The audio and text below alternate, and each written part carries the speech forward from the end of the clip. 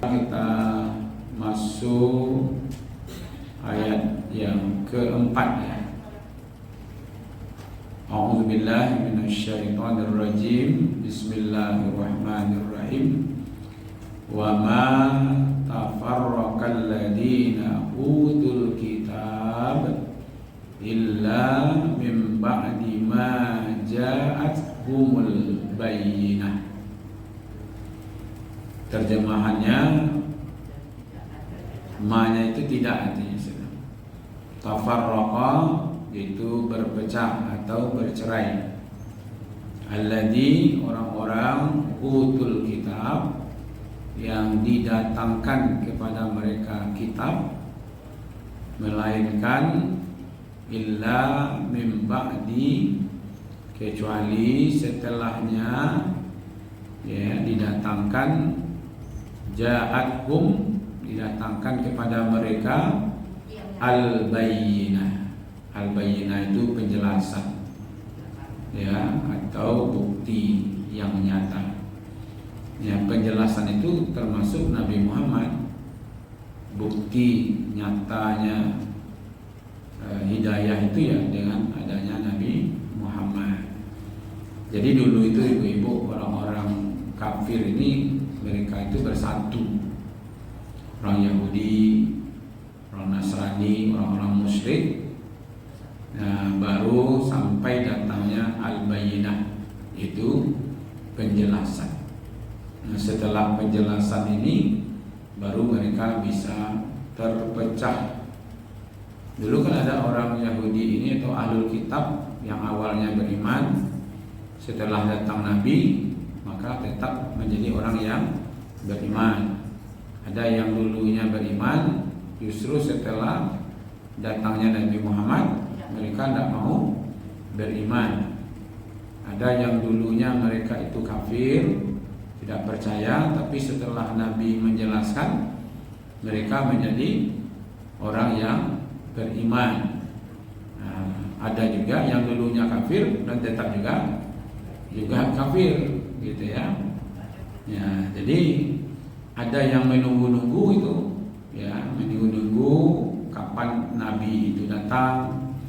Karena di dalam Taurat sudah diberitahu tentang Nabi Muhammad. Dalam Injil juga sudah diberitahu juga, ya kan? Itulah orang-orang ini, ada yang percaya, ada yang tidak percaya.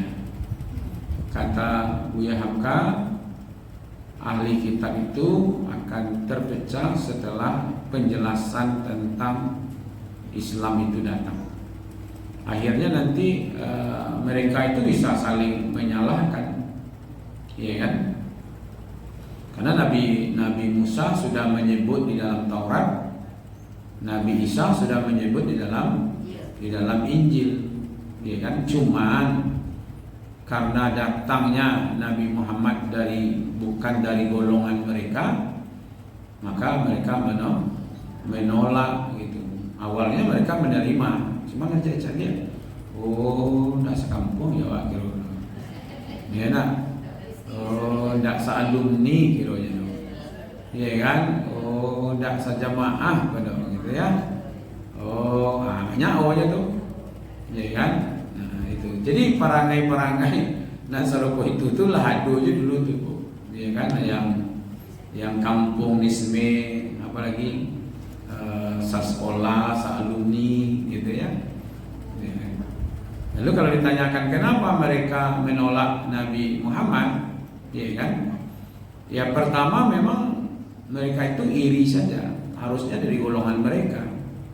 Tapi ternyata Nabi Muhammad bukan dari golongan. Kalau ditanya kenapa kok tidak nyebut, tidak setuju, Bu? Ya pokoknya aku tidak setuju. Ya pokoknya setuju, ya. Ya, tidak nak seti, Bu. Ujung-ujung kiranya ini tidak sekampung, ya kan? Nah itu. Jadi Nabi Muhammad itu ditolaknya itu ya karena tidak keturunan dari ya Ishak, ya kan? Yakub tidak ke situ perginya nanti. Tapi dia berada di Ismailnya ke Nabi Ibrahim. ya kan? Sebenarnya kakeknya Nabi Ibrahim juga, cuma tiba di satu Ismail, satu kepada Ishak, ya kan? Nah Ishak itu nanti banyak ke bawah Nabi Yakub, Yusuf, ya kan? Sampailah kepada Nabi Isa, ya kan? Nah, tapi dari Ibrahim, Ismail kosong. Nanti di akhir-akhir Nabi Muhammad dalam pikirnya lo pasti di kelompok itu juga kan? Karena nabi-nabi yang sebelumnya satu grup dengan mereka. Jadi 1000 bukti pun diagian kayaknya kalau memang penyebabnya itu, ya kan? Ndak sagrup itu ndak nama ya. Kok hati benar kayak ndak mana lepo. Dari buku coba ke belakang lah. Ya. Tapi kok hati nak kalai di belakang majunya kamu kok. Jadi awak kadang-kadang begitulah sifat-sifat orang ini. Kenapa dia benci kepada Islam ya? Karena tadi itu, ya kan? Nah kemudian umat itu akan terpecah-pecah itu ya karena kedengkian itu. Tidak mungkin lah ibu-ibu sama bisa satu grup orang yang ikhlas dengan orang yang ria, ya kan? Tidak mungkin, ya kan? Makanya aneh kalau ada nanti itu yang satunya baik, yang satunya apa itu cengkah orang perangainya kan? Artinya bakawan berdua tidak masuk itu. Ya kan? Ya besoknya sabak kawan dia orang tukang minyak angin, masa bau angin ya gitu ya. Kalau minyak harum ya, kalau tidak dapat minyak harumnya, ya, ya aromanya dapat juga gitu, ya kan? Jadi kadang-kadang umat ini terpecah gitu, dan ini penyakit kok, ibu bukan hanya umat saja, pemuka umat pun begitu. Iya kan? Jangan salah lah. Kurang manggali lado, kira-kira dengkinya kesian. Ngali lado lah. Enggak mungkin aja dengki ke kali ame. Nyo beda kan? Ame lo, lado lo gitu. Maka itu pemuka agama, ustaz, buya, siapapun itu bisa juga saling menyerang di antara mereka. Dan itu ternyata ada, kita lihat. Perbedaan itu sebenarnya kan lama dulu. Tapi kita tidak menemukan bagaimana antara Imam Syafi'i dengan Imam Abu Hanifah, dengan Imam Malik, dengan Imam Ahmad gitu. Walaupun Imam Syafi'i tidak ketemu dengan Imam Abu Hanifah. Karena pas di waktu Imam Abu Hanifah meninggal, katanya Imam Syafi'i baru lahir. Ya tapi antara ulama-ulama itu kan tidak ada yang saling menyerang mereka. Nah jadi kadang-kadang hati-hati ada kedengkian, ya kan? Dengki itu kan senang melihat orang susah melihat orang senang, gitu. Terpacah-pacah wadih. Kadang-kadang takut jemaah ini pindah ke sini, kadang takut anggotanya nanti pindah ke anggota yang lain, pecah. Ya, ini ada tak ibu mudah seorang memecah saja, ya kan? Yang tidak ada kepentingan politik pun bisa pecah. Ya. Kan ada istilahnya begini, Ikatan Persaudaraan Haji Indonesia. Pernah ibu dengar? IPHI. IPHI itu hanya orang-orang pulang dari Makkah. Lalu dibuat wadahnya bersilaturahim, dibuatlah organisasinya namanya Ikatan Persaudaraan Haji. Namun saja ikatan, di situ ada persaudaraan, ada haji loh di situ. Haji itu berarti orangnya sama-sama haji saja. Ada Indonesianya di situ. Awak kalau pergi ke luar negeri itu orang Indonesia sana saja tiap jelek nak. Aduh apa namanya itu gairah ke-Indonesiaan itu ada gitu. Jadi Indonesia itu lah bisa mengambil awak, mengikat awak gitu.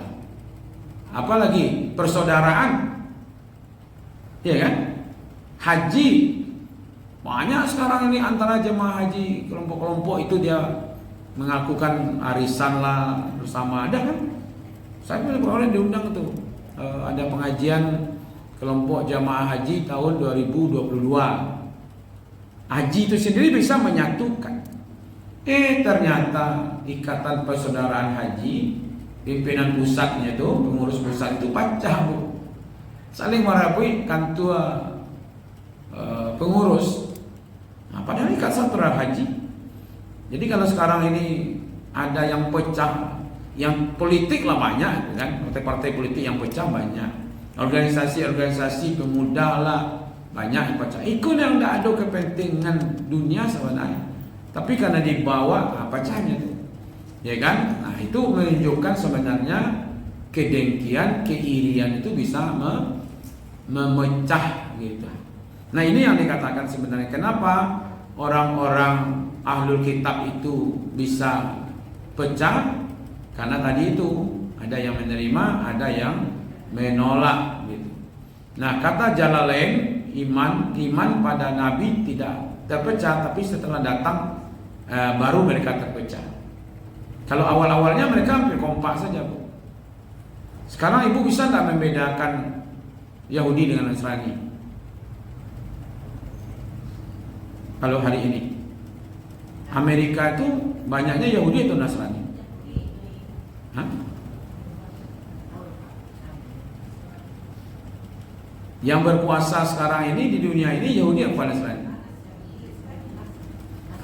Jadi begini, sekarang mereka lagi akur-akur aja sekarang, ya kan? Kalau dulu Yahudi itu dihabis, dibantai di Jerman, pernah dengar kan?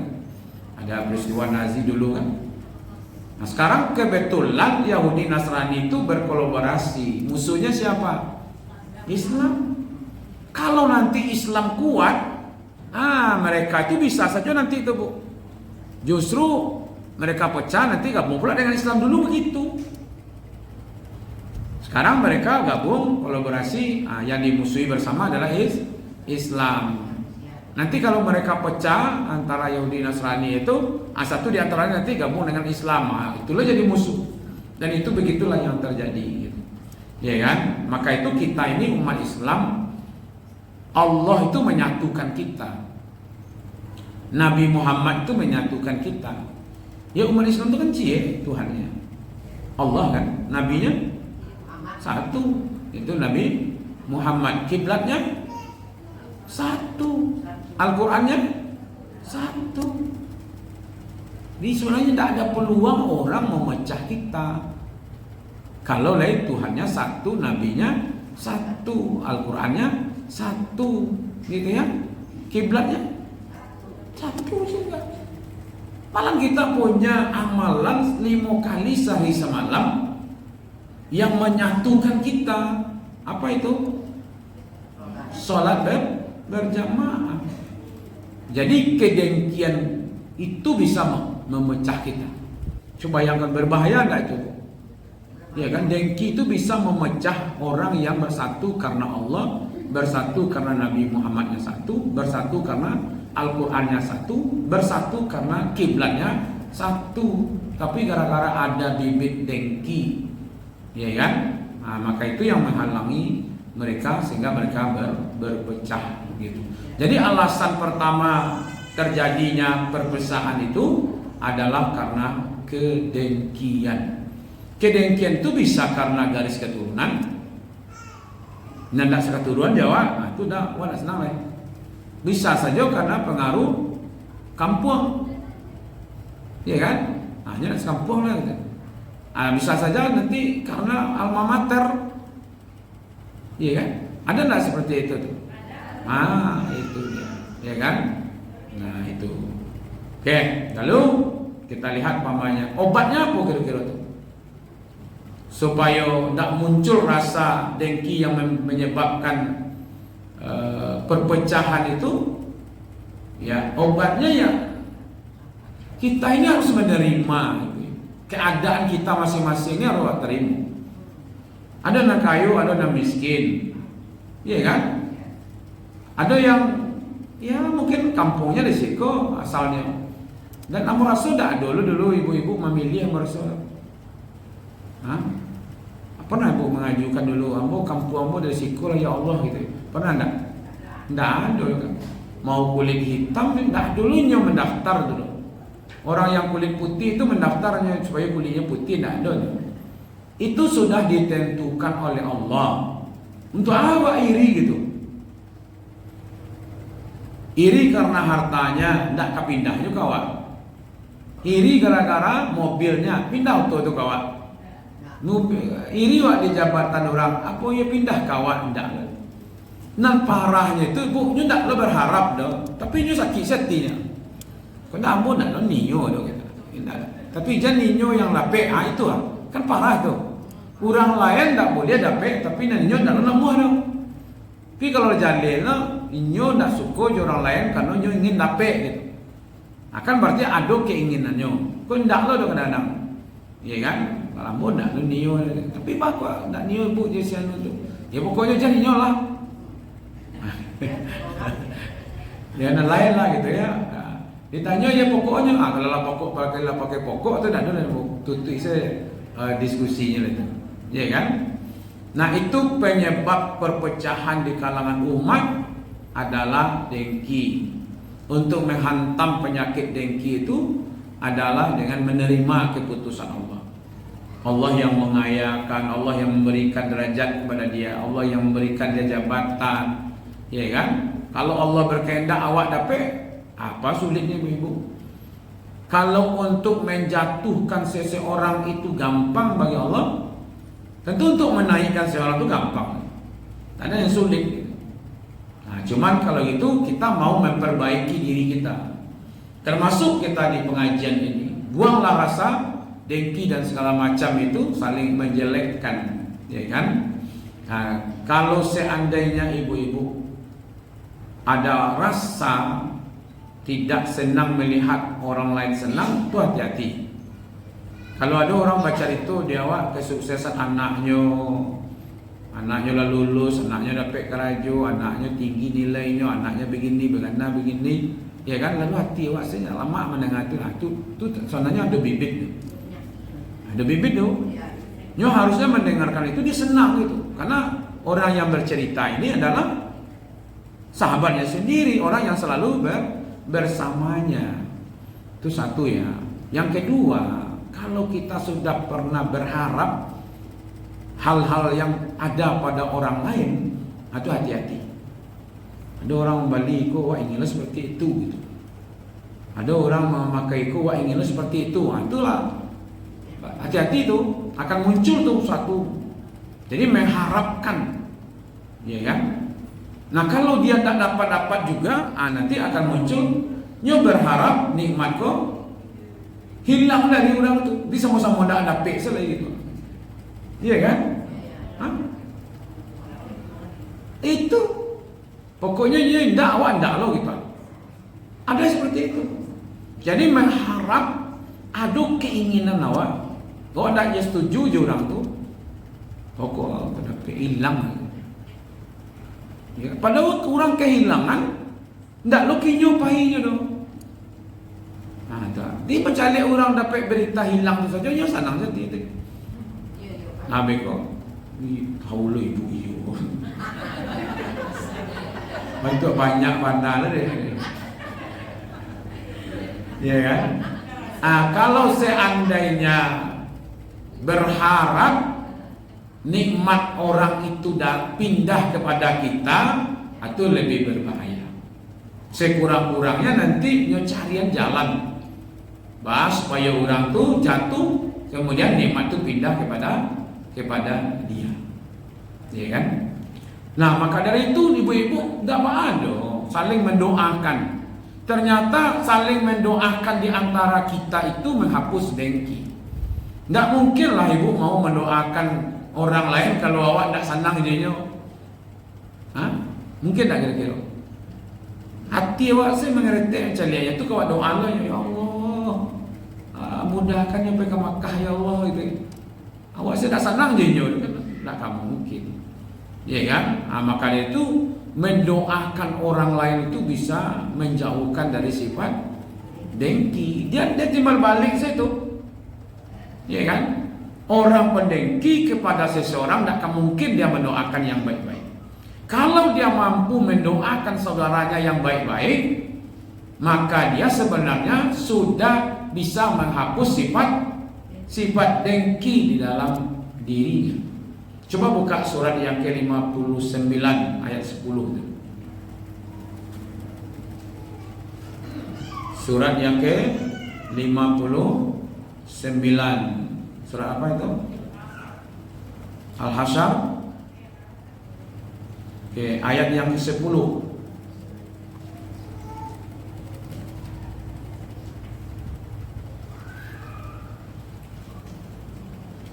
Yang dimulai dengan Rabbana ighfir lana wa li ikhwanina alladhina sabaquna bil iman wa la taj'al fi qulubina ghillal ladzina amanu Rabbana innaka ra'ufur rahim. Doa apa? Salat jenazah. Bukan, beda. Kalau ini ada versinya banyak. Ada Allahumma ighfir li hayna wa maitina wa saghirina wa kabirina wa syahidina wa ghaibina wa zakarina wa unsana. Itu ada juga doanya. Iya kan? Coba lihat terjemahan. Ya Tuhan kami, beri ampunlah kami dan saudara-saudara kami. Iya kan? Berarti itu orang-orang yang berdoa kepada Allah untuk dirinya dan untuk saudaranya.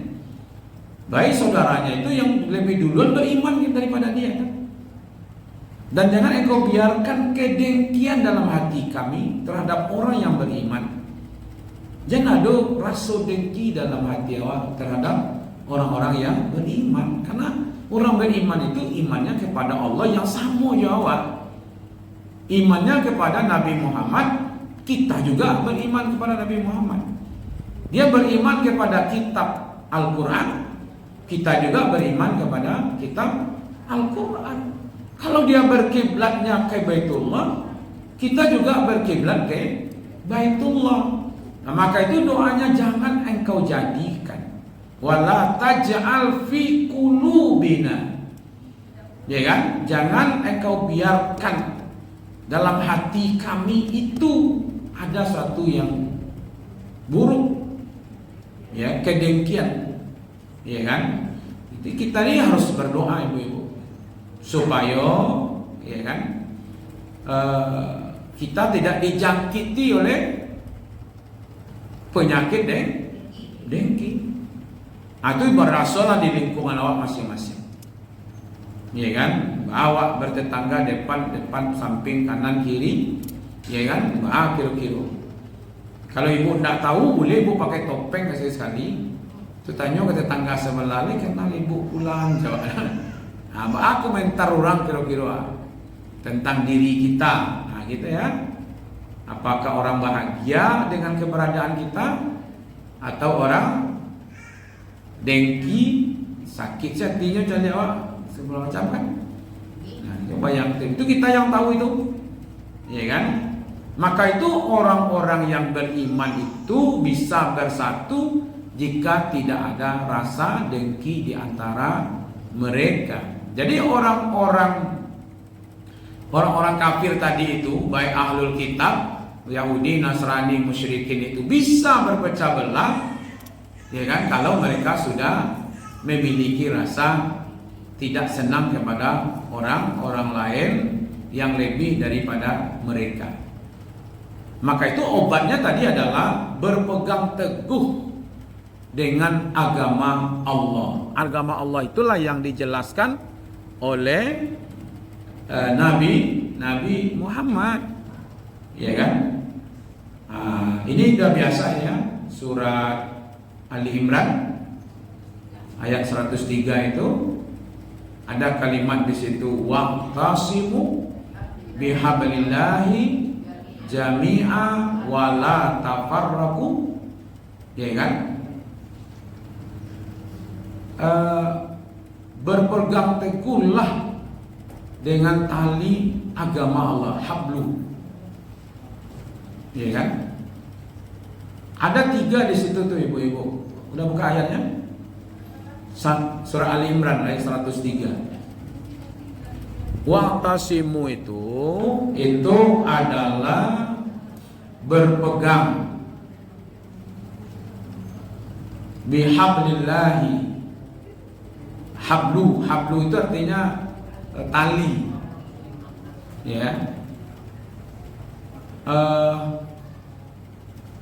Jami'ah apa artinya? Jami'ah itu seakar dengan kata jamaah. Jadi berkumpul kan?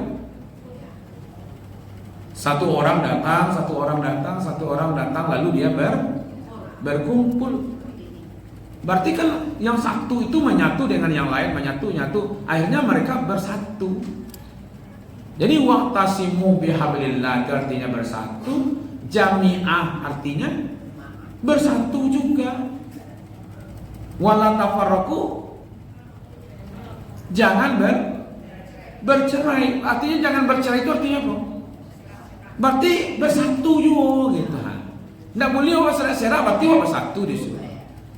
Jadi wa'tasimu bersatulah, jami'ah bersatulah, wala tafarraqu bersatu juga. Dulu ada orang yang bercerai-berai itu, hampir mereka itu masuk ke dalam jurang neraka. Coba lihat ujung ayat itu apa?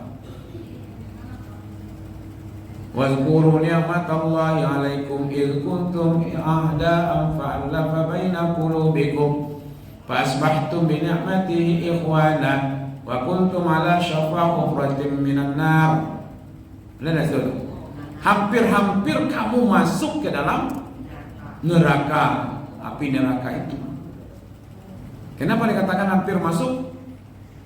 Karena mereka bercerai-berai. Jadi perpecahan itu akan membawa kepada neraka. Kalau mau menjelaskan sedikit, ada neraka akhirat, ada neraka dunia. Kalau suami istri bercerai, itu neraka bagi anaknya. Umumnya begitu. Iya apa enggak? Rumah tangga kalau sudah bercerai-berai, yang paling tanyanya apa? Anak. Kalau dikatakan surga dunia itu adalah kebahagiaan, ketenangan, maka nerakanya apa? Ya kegelisahan, ketidakbahagiaan. Iya kan? Jadi surga dunia itu tenang, sejuk, damai, bahagia, itu surga dunia. Berarti neraka dunia tidak ada ketenangan, tidak ada kesejukan, tidak ada kebahagiaan. Coba buka surat Ar-Rahman ibu-ibu. Ayat berapa itu? 40 ya. Ada di situ waliman khaufa rabbih maqama rabbih jannatan. Ya kan? 40 berapa itu? Ya. Ar-Rahman. Ar-Rahman surat berapa?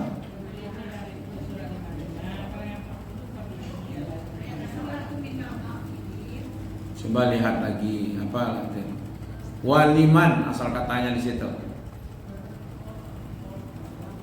Berapa ayatnya itu?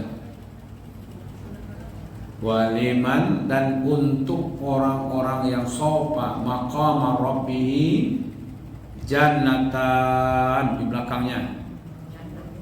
Ya, jannatan itu dua surga. Ya. Maka akan diberikan kepadanya udah ketemu? Ayat ke berapa? Ayat apa? Ar-Rahman 46 ya. Iya, oke. Waliman khafa maqama rabbih jannatan. Bagi orang-orang yang takut, ya kan, kepada Tuhannya, karena dia akan berhadapan nanti di hadapan Tuhannya itu, maka Allah akan berikan 2 surga. Jadi ada surga di dunia, ada surga di akhirat. Maka itu ada neraka di dunia dan ada neraka di akhirat. Apa itu surga di dunia? Itu dia ketenangan. Makanya mu tidak boleh berang-berang ke jamaah yang melaluk-laluk di masjid sambil wirid. Baik itu, karena nyalah dapat ketenangan jiwa. Sambil menyandar saja duduk-duduk bisa tak kaluk para hebat tandang jiwa. Tidak ada tak fikir itu dan lain-lain. Ya nak, kalau tak fikir sadonya tidak mau laluk mata tu. Akhirnya dia oleh Allah ketenangan jiwa. Allah para hebatnya tu. Sambil duduk-duduk bisa lalu. Aku di berangnya tadi Ustaz tu. Ya kan, padahal beliau baru dapat surganya dunia gitu ya. Nah, mari kembalikan gitu. Jangan sampai kita ini berpecah-pecah gara-gara berbeda paham. Jadi tadi orang-orang kafir itu berpecah dia karena paham tadi itu. Awalnya mereka bersatu saja kan. Setelah Nabi Muhammad menjelaskan, ada yang menerima, ada yang tidak menerima. Nah kita ini, Nabi kita sudah itu. Kalau dulu mereka bukan nabinya, bukan Nabi Muhammad kan. Kan begitu dulu awalnya. Setelah Nabi datang dijelaskan, ada yang mereka menerima dan tidak. Kalau awal kok, kalau kita sekarang ini semuanya sudah menerima Nabi Muhammad sebagai Rasul Allah kan. Lalu kok bisa pecah gitu? Nah itu masalahnya. Jadi umat-umat terdahulu itu pecah mereka gara-gara tadi karena perbedaan itu. Nah kita jangan sampai nanti berpecah hancur gara-gara beda. Mau jadi wali kota siapapun bu, tidak ada hubungan Jawa.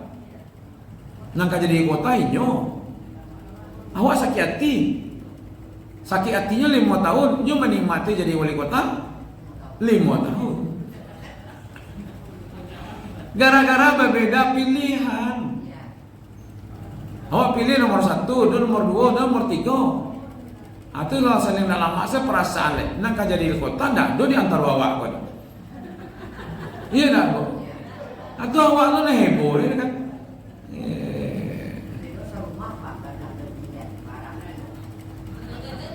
Iya, suami istri parang gara-gara beda pilihan wali kota. Kalau bicara itu suami itu si laki wak. Wali kota itu laki wak, ndak lagi. Ndak. Itu yang perlu gitu, ya kan? Jangan sampai, jadi gini ibu-ibu, aneh-aneh sekarang ini. Dulu kabarnya Wali Songo itu, ulama-ulama dulu itu mengislamkan orang kafir yang ada di Indonesia. Kalau sekarang mengkafirkan orang yang sudah Islam. Nanda sepaham jawab tuh kafir, nanda cocok jawab tuh kafir. Itu tidak sunnah, kau yang sunnah. Lahirlah ustadz sunnah, ada ustadz bid'ah. Kan dilabel-label kan sekarang. Oh itu tidak sunnah. Oh itu yang sunnah. Memang pakai mereknya. Yang ambo camen itu ibu-ibu ternyata besok berseruguk jadi seruguk abaka. Tidak awak yang ngecek ambo tidak sunnah dulu. Aku dia mau masuk berseruguk. Seperti dulu Gus Dur dengan Amin Rais, satu Muhammadiyah, satu NU, berkelakarlah mereka.